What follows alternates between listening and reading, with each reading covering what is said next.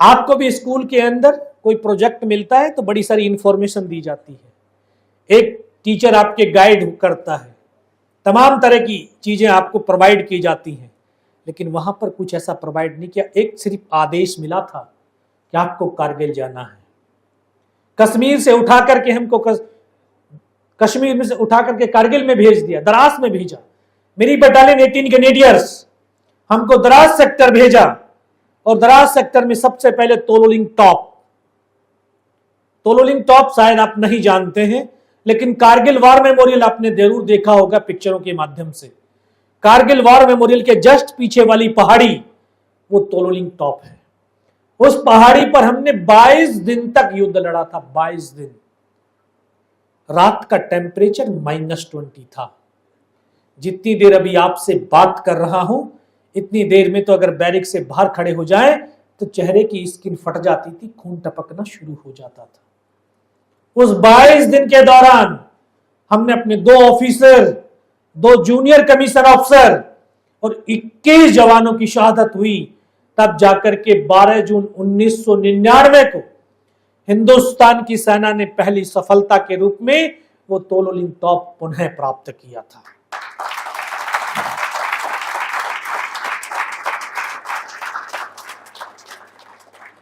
उस जीत के बाद फिर दूसरा टास्क हमें दिया गया टाइगर हिल, द्रास सेक्टर की सबसे ऊंची चोटी, जिसकी ऊंचाई लगभग 17,000 फीट, जो वर्ष भर बर्फ से ढकी रहती थी।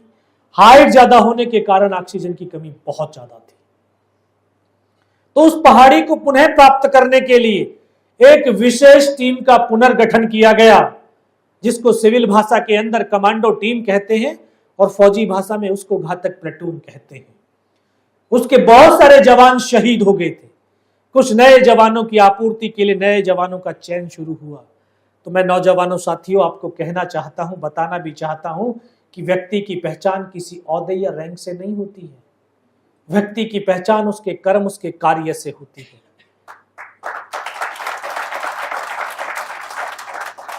जो आप बहुत बड़ी देर से विस्मित भरी निगाहों से देख रहे हो कि बहुत बड़ा शक्तिशाली व्यक्ति आकर के खड़ा हो गया, मैं कोई शक्तिशाली व्यक्ति नहीं। आप लोगों की तरह एक मां के गर्भ से पैदा हुआ एक किसान और जवान का बेटा हूं। कोई पहचान नहीं थी। तब तक सिर्फ एक पहचान थी कि मैं 18 ग्रेनेडियर ब्राव कंपनी नंबर 5 प्लाटून के नंबर 1 सेक्शन का नंबर 1 जवान हूं। इतनी पहचान थी। लेकिन उस 22 दिन की लड़ाई के दौरान हम 15 जवानों की एक टीम, जिसका काम था फॉरवर्ड में लड़ रहे जवानों को रसद पहुंचाना, यानी राशन और अम्नेशन पहुंचाना। 15 में से हम 3 जवान ऐसे थे जो 22 दिन तक बिना खाए, बिना सोए, बिना रुके, बिना थके लगातार चलते रहे। सुबह 5:30 बजे सामान उठाते थे, रात को 2:30 बजे ऊपर पहुंचते थे और 2 घंटे में नीचे भी आते थे। उसी काम से हम तीनों जवानों की पहचान बनी कि ये तीनों जवान फिजिकली और मेंटली बहुत स्ट्रांग हैं। इनको इन घातक प्लेटून कमांडो टीम के अंदर शामिल किया जाए। इस तरह से मुझे उस टीम का हिस्सा बनने का सौभाग्य मिला। तभी एक नए ऑफिसर कमीशन होकर के आए थे, लेफ्टिनेंट बलवान सिंह। उनको उस टीम की कमांड दी गई। 1-2 दिन का रिहर्सल का समय मिला और आखिरकार 2 जुलाई 1999 को उस पहाड़ी पर चढ़ने का आदेश दे दिया गया। तो हाइट ज्यादा होगी तो दुश्मन के पास एडवांटेज बहुत ज्यादा होगा। वो ज्यादा दूर तक देख सकता है, और ज्यादा दूर तक देख सकता है तो ज्यादा दूर तक वो मार भी सकता है। तो इसलिए हमने रात का समय चुना, ताकि वो हमारी मूवमेंट को, हमारी हरकतों को देख ना सके और हम सरप्राइज करते हुए दुश्मन के नजदीक से नजदीक पहुंच जाए। तो पूरी 2 जुलाई की पूरी रात चढ़ते रहे। तो 2 रात और 1 दिन चेहरों से खून टपक रहा था। दुश्मन की भारी गोलाबारी हो रही थी। बर्फीला तूफान चल रहा था, लेकिन ये हिंदुस्तान के जवान कंधे से कंधा और कदम से कदम मिलाकर के उस टाइगर हिल टॉप के शिखर की तरफ बढ़ते रहे। और तीसरी रात का वो मंजर आज मेरी आंखों के सामने ऐसे दृश्यता है, शायद वो कल की ही तो बात है। 25 साल हो रहे हैं। सुबह का वक्त होने वाला था, बिल्कुल 90 डिग्री की चट्टान जिस पर चढ़ना असंभव सा प्रतीत हुआ। रस्सियों के सहारे हमने चढ़ना शुरू किया। पत्थर तो गिरेंगे, पत्थरों की आवाज, हमारी आवाज, ऐसे दोनों तरफ दुश्मन के बंकर थे। दोनों तरफ से उन्होंने फायर खोल दिया और हमारी टुकड़ी का रास्ता कट ऑफ हो गया। केवल और केवल हम 7 जवान ऊपर चढ़ पाए। ऊपर चढ़े तो इस स्टेज के बराबर प्लेन स्पेस, सामने दुश्मन के 2 बंकर। जब ऊपर चढ़े तो हमने 7 जवानों ने अंधाधुंध फायरिंग किया और उसमें बैठे हुए तमाम पाकिस्तानी सैनिकों को पल भर के अंदर मौत के घाट उतार दिया।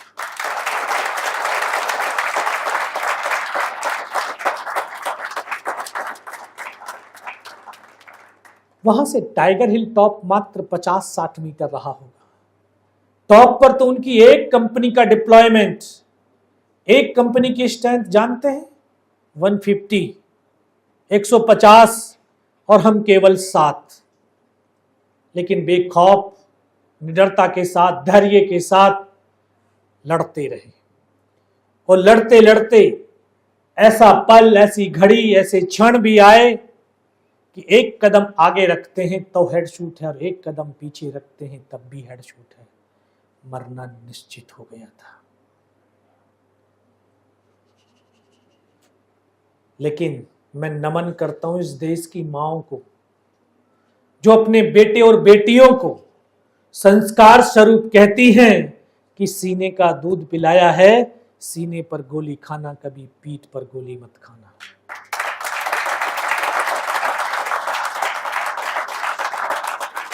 ये हिंदुस्तान के बेटे और बेटियां अपने मां के वक्तव्य को सार्थक करने के लिए सीमा पर खड़े होकर के सीने पर गोलियां खाते हैं।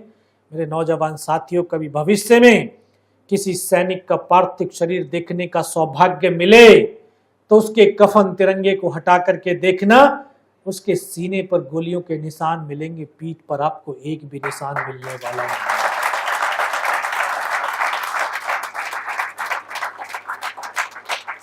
और इतने तो बड़े, इतने तो समझदार हो गए थे कि इस धरती पर अमर तो कोई नहीं है, मृत्यु तो सबकी है। मरना है तो कायर और बुज़दिल की तरह नहीं, डरपोक की तरह नहीं। अगर मरना भी है तो सिंगनी और शेर की तरह लड़ करके और मार करके मरना है। इस सोच के साथ ऐसे 3 तरफ से घिरे हुए थे और तीनों तरफ से गोलियों की बौछारें चल रही थी और लड़ते लड़ते 5 घंटे हो गए थे। 5 घंटे, जो आज तक आपने सिर्फ फिल्मों में देखा होगा कि गर्दनें कटती हैं और धड़ चलते हैं, मैंने उन पलों को देखा ही नहीं, जिया भी है।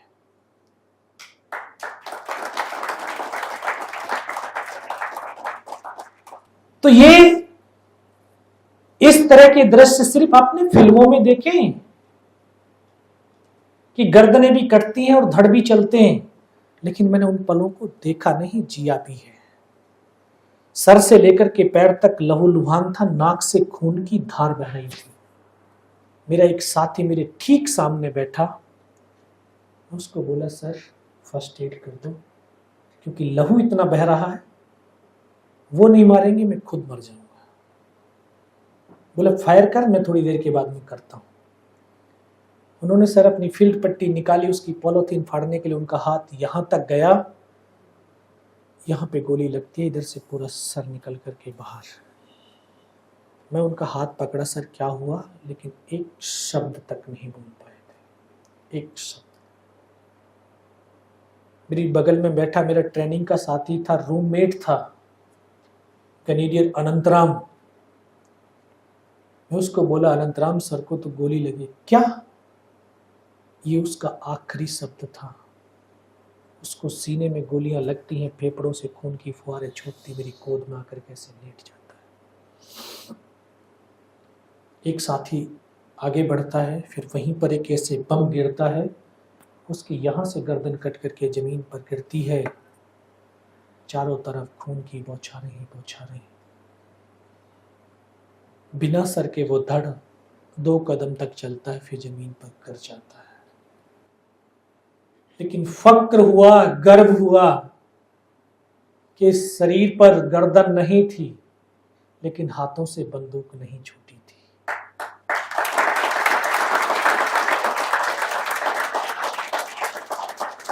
एक और साथी आगे बढ़ा, एक और बम वहां पर गिरता है, उसके दोनों हाथ, दोनों पैर कट करके जमीन पर गिर जाते हैं। एक एक करके एक एक साथी मां भारती की गोद में सोता हुआ चला गया। मैं भी उनकी तरफ से मर चुका था। उनका एक बहुत छोटी सी हाइट का कमांडर था, कैप्टन, उसने बोला इनको रीचेक तो करो, इनमें से कोई जिंदा तो नहीं है। पाकिस्तान के जवान हमारे जवानों की बॉडियों के अंदर जब गोलियां मारने लगे तो बॉडियां ऐसे उछलती थी ऊपर की तरफ। तो उसने सामने वाले को मारा, उसकी बॉडी उछली, बगल वाले को मारा। मैं भी इस तरह से पड़ा था। फर्स्ट में उसने यहाँ पे गोलियां मारी, फिर पैर में गोली मारी। मैं देख रहा हूं कि धुआं निकल रहा है। गोली की पीड़ा को चुपचाप पड़ा सहता रहा। उनको यकीन हो गया कि इनमें से कोई जिंदा ही नहीं। फिर उन्होंने अमानवीय क्रूरताओं का तांडव शुरू किया। हमारे जवानों की बॉडियों में बूट की ठोकरें, पत्थर और गालियां देने लगे। ये तांडव बहुत देर तक चलता रहा। ये भी देखता रहा और सहता रहा। काफी देर के बाद फिर उनके कमांडर ने बोला इनके हथियार उठा लो और नीचे जो हिंदुस्तान का दूसरा पोस्ट है उसके ऊपर भी हमला कर डालो। हमले वाली आवाज जब मैंने सुनी तो मुझे लगा आज तो मेरी पूरी टीम खत्म हो जाएगी। तब ऊपर वाले से एक ही प्रार्थना करी कि मुझे सिर्फ इतना जिंदा रख कि मैं अपने साथियों तक सूचना पहुंचा सकूं। और ये सत्य है, अगर हम निस्वार्थ भाव, सच्ची श्रद्धा, सच्चे समर्पण के साथ उस ईश्वर अल्लाह वाहिगुरु को याद करते हैं तो वो शक्ति तो साक्षात हमारे सामने खड़ी हो जाती है। और आज इसका प्रमाण भी आपको देने वाला हूं।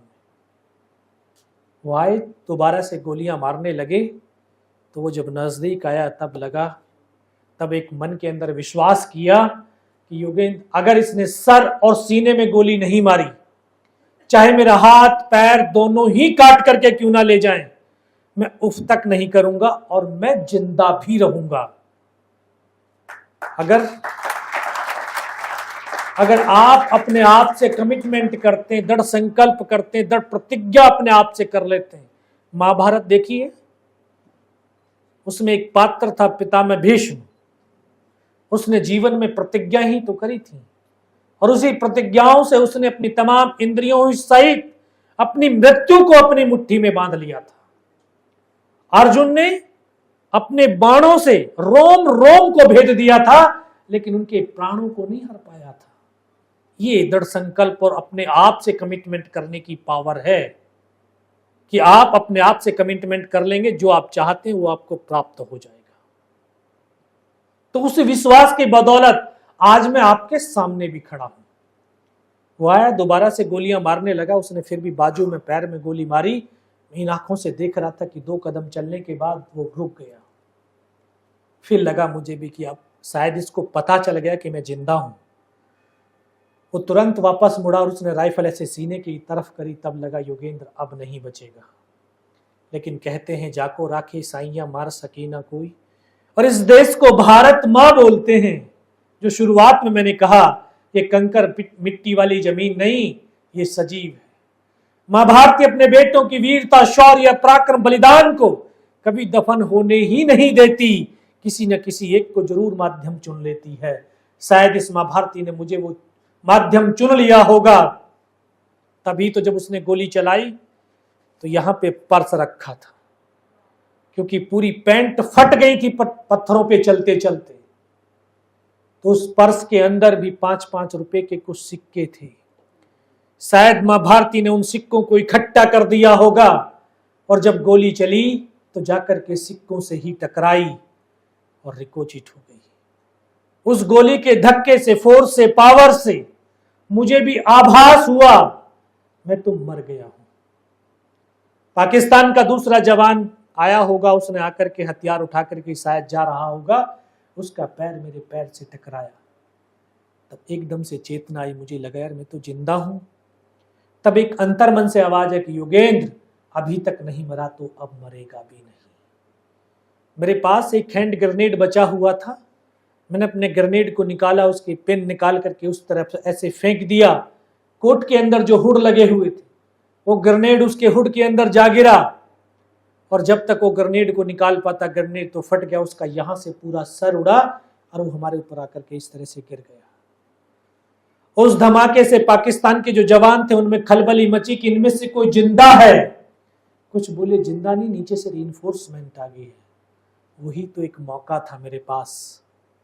दोनों हाथों से उसकी राइफल को उठाने की कोशिश करी, लेकिन यह हाथ तो हिला ही नहीं, इस हाथ की पूरी हड्डी निकल के बाहर थी, सिर्फ कंधा कंधा हिला। एक हाथ से ऐसे राइफल उठाई, ऐसे पलटा खाया, ऐसे फायरिंग किया और उनके 3-4 पाकिस्तानियों को पल भर के अंदर मौत के घाट उतार दिया।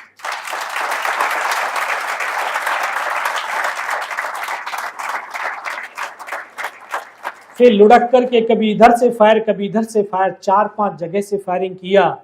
फिर उनको आभास हो गया, एहसास हो गया कि यहां पर अकेला नहीं है, नीचे से रीइंफोर्समेंट आ गई है। वो भाग खड़े हुए, बेबस और लाचार था क्योंकि चल नहीं सकता था। इस पैर की पूरी मसल्स निकल के बाहर थी तो इस हाथ की पूरी हड्डी निकल के बाहर थी। खिसकता रेंगता फायर करता हुआ 4-5 मीटर तक आगे गया, और 4-5 मीटर जाने के बाद देखता हूं सामने तो उनका लंगर चल रहा है, उनके लिविंग टेंट लगे हुए हैं, उनके वेपन के डिप्लॉयमेंट है, और वो सब कुछ छोड़ करके भागते हुए चले जा रहे हैं। वहां पर बहुत देर तक पड़ा रहा। फिर मन मस्तिष्क के अंदर फिर वो थॉट क्रिएट हुए, पागलपन छाया, योगेंद्र तुझे तो नीचे जाना है, अपने साथियों को बचाना है। फिर धीरे धीरे खिसकता रेंगता रेंगता अपने उन साथियों तक आया जहां पर वो शहीद हो रखे थे। फिर लगा कि यार देख इनमें से कोई मेरी तरह जिंदा होगा। आकर के एक एक को देखने लगा तो किसी का ये सर निकला हुआ बाहर था, किसी के पूरे फेफड़े निकले हुए बाहर थे। एक एक को गोद में रख करके रोता रहा। ऐसे डेड बॉडियों का पूरा ढेर लगा हुआ था। ये 19 साल का लड़का, 19 साल से शायद आपकी उम्र ऊपर होगी या उसी के लगभग होंगे बहुत सारे लोग। ये 19 साल का लड़का उन डेड बॉडियों के बीच में पड़ा हुआ था जिसकी सिर्फ 2 साल की सर्विस थी। उसको ये पता नहीं कि हिंदुस्तान किधर है, पाकिस्तान किधर है। जिधर तक नजर उठती थी उधर पहाड़ और बर्फ के सिवा कुछ नजर नहीं आता था। एक एक को गोद में रख करके रोता रहा सर, बहुत देर रोया सर। कभी जीवन में रोए हैं। ये रोना नहीं कि मुझे ये नहीं हो पाएगा मुझसे, ये भी एक थेरेपी है। रोना भी एक थेरेपी है। जब हम रोते हैं तो अपने आप से कनेक्ट होते हैं। हम क्या हैं? हम बॉडी नहीं है, शरीर नहीं है, हम सोल हैं। और जब हम अपने आप से कनेक्ट होते हैं तो बहुत हल्कापन फील करते हैं क्योंकि हम परमात्मा से कनेक्ट हो चुके होते हैं। क्योंकि आत्मा तो उसी परमात्मा का अंश है। रोते रोते शायद मैं अपने आप से कनेक्ट हुआ तो अपने परमात्मा से कनेक्ट हुआ, और जब परमात्मा से कनेक्ट हुआ तो शायद मैं बंसी वाले से कनेक्ट हो गया और तुरंत आवाज आई, योगेंद्र बेटे इस नाले से नीचे की तरफ चला जा। लेकिन जो हमारा मन है ना, ये हमें भ्रमित करता है, एक जगह बैठने नहीं देता, विश्वास नहीं करने देता। इस मन ने भ्रमित कर दिया कि दुश्मनों की चाल होगी, और पूरी एनर्जी को उठा करके इस पीड़ा पर लेकर के आ गया और दर्द का एहसास कराने लगा। असहनीय पीड़ा का एहसास हुआ। इस हाथ को ऐसे बांधने की कोशिश करने लगा, बंध नहीं पा रहा था। फिर लगा ये कट गया, तो मन में आया कट गया तो तोड़ करके फेंक। ऐसे पकड़ करके हाथ में झटका मारा, तोड़ने की कोशिश करी, टूटा नहीं। फिर इसको उठाया, पीछे कमर पे फेंका, बेल्ट में फंसा लिया। लेकिन मेरे दोस्तों, अगर एक बार आप कनेक्ट होगे भगवान से, ईश्वर से, अल्लाह से, वो आपको डिस्कनेक्ट नहीं होने देगा। आप कितना ही इग्नोर करना, शायद उसने भी आभास हो गया होगा कि इग्नोर कर रहा है। दोबारा से आवाज आई, योगेंद्र बेटा इस नाले से नीचे की तरफ जा, 500 मीटर उस टाइगर हिल टॉप पर लुढ़कता हुआ नीचे आया और नीचे आने के बाद अपने साथियों को सूचना दी कि सर ऊपर की तमाम इस तरह की घटना हुई है और ऊपर तमाम हमारे साथी शहीद हो गए, इस पोस्ट के ऊपर अभी हमला होने वाला है। दिन के 1:30-2 बज रहा था। पीछे कमांडिंग ऑफिसर के पास भेजने का बंदोबस्त किया तो जवान मुझे कंधे पे डाल करके पीछे की तरफ लाने लगे। शाम हो गई थी, इतना लहू बह गया था कि दिखाई देना बिल्कुल बंद हो गया था। तो उन्होंने जब उनके पास पहुंचा तो बोला, बेटा मेरे को पहचानता मैं कौन हूं? मैं साहब आवाज सुनाई दे रही है, दिखाई कुछ नहीं दे रहा। बोला मैं तेरा commanding officer colonel Kushal Chand Thakur. मैं जय हिंद साहब, बहुत तेज सर्दी लग रही है। तो उन्होंने अपने लिविंग टेंट के अंदर लिटाया, 3-4 स्टॉप जलवाए, थोड़ी सी गर्मी महसूस हुई, जबान अटने लगी थी अभी बारूद की वजह से। मैं कहा साहब थोड़ा सा पानी पिला दो। बोला पानी नहीं मिलेगा। शायद डॉक्टर ने सुन लिया होगा, दौड़ करके वो डॉक्टर आया, उसने थोड़ी सी ग्लूकोज पिलाई, थोड़ी सी एनर्जी महसूस हुई। तब बोले कुछ बता सकता बेटा? मैं कहाँ सब बता सकता हूँ। तब ऊपर की तमाम घटनाक्रम, तमाम इंफॉर्मेशन से उनको अवगत कराया और लास्ट में बोलते हैं जवान की रिक्वायरमेंट क्या है बेटा? साहब जवान की रिक्वायरमेंट अम्यूनिशन और फील्ड पट्टी की है। क्यों? खाने के लिए पर्याप्त मिलता है? सब खाने के लिए तो भूख ही नहीं लगती है। 72 घंटे से भी ज्यादा का समय हो गया था। एक बड्डी पेयर सिर्फ ये पार्ले जी वाले बिस्किट का आधा पैकेट खाया था, आधा तो बैलेंस था। सर भूख नहीं लगती है। और इतना कहते कहते तभी डॉक्टर ने कौन सा इंजेक्शन लगाया, फिर मुझे पता नहीं मैं कहां पर हूं। 3 दिन के बाद होश आया, देखा ऊपर पंखा चल रहा है, पता चला कि श्रीनगर हॉस्पिटल में हूं।